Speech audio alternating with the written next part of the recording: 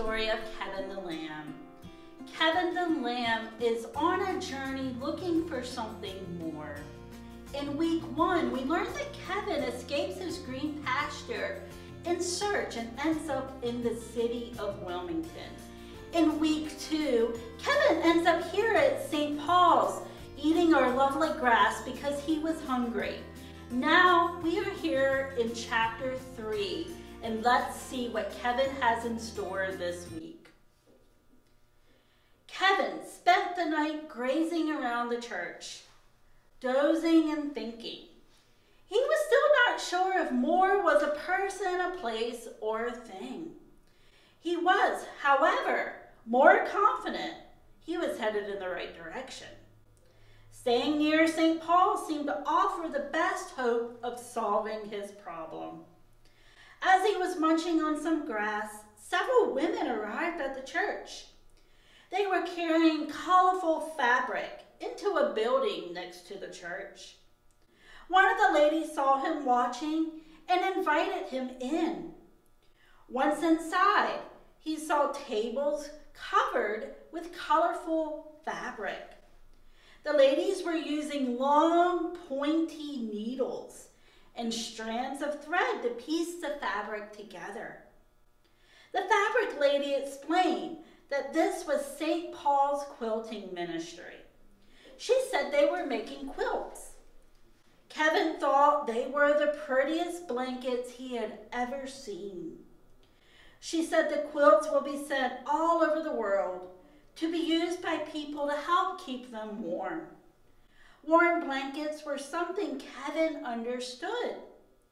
While the ladies were not using wool, Kevin considered wool the gold standard in blanket making material.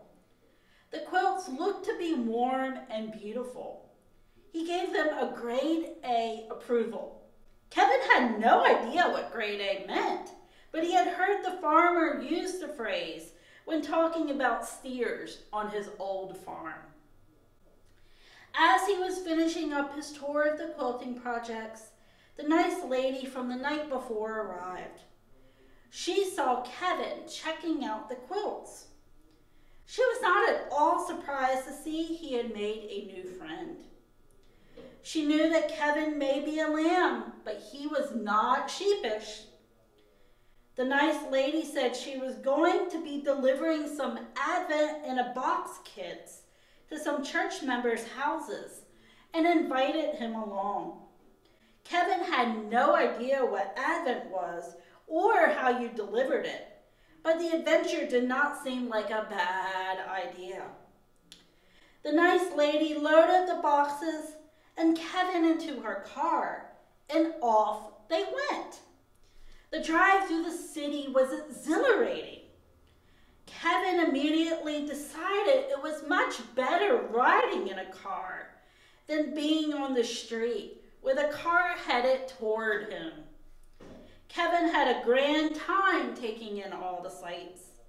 He had never seen so many buildings or people or cars or, well, just everything.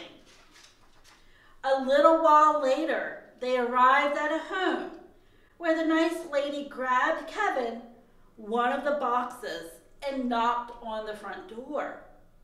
A boy and a girl answered the door, followed closely by someone they referred to as Mom.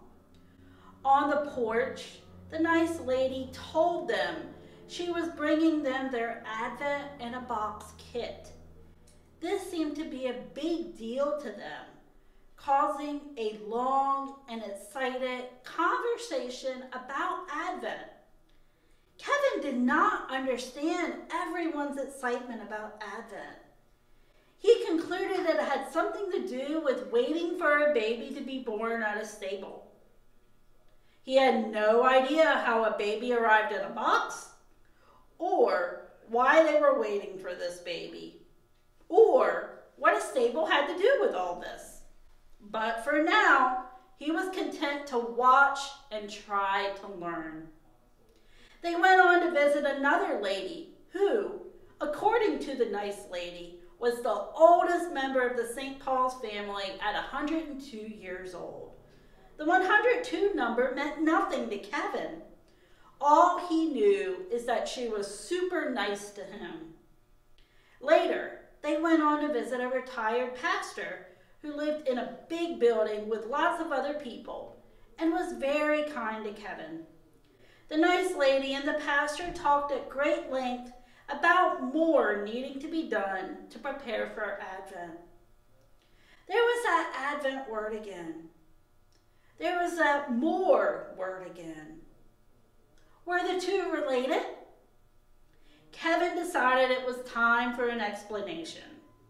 While driving back to the church, he asked the nice lady to explain this Advent thing to him. The nice lady promised to explain everything back at the church. She said there were things at the church that would help her explain. She also wanted to introduce him to another person who could really help make everything even more clear.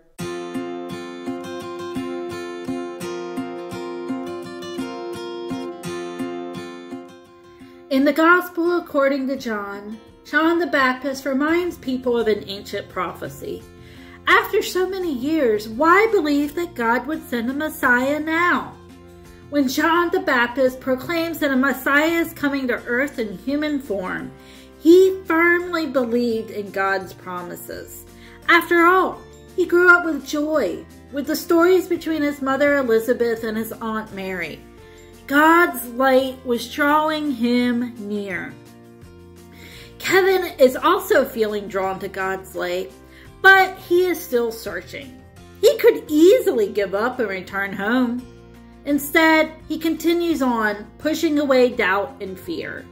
He wants to keep searching and seeking until that more is finally found. In this third week of Advent, we too are searching and seeking something more. Hopeful, joyful anticipation that we will see God's light. We know some of God's story: Jesus' birth, Jesus' ministry, and even Jesus' resurrection. Yet, we might wonder when God's promises will be fulfilled as we wait for God to take away the darkness this world pushes at us. In the meantime, we focus on the joy that God's light brings to us in the present. Serving God, serving others, and spreading the light God shines on us reminds us that we are not alone. We are loved children of God.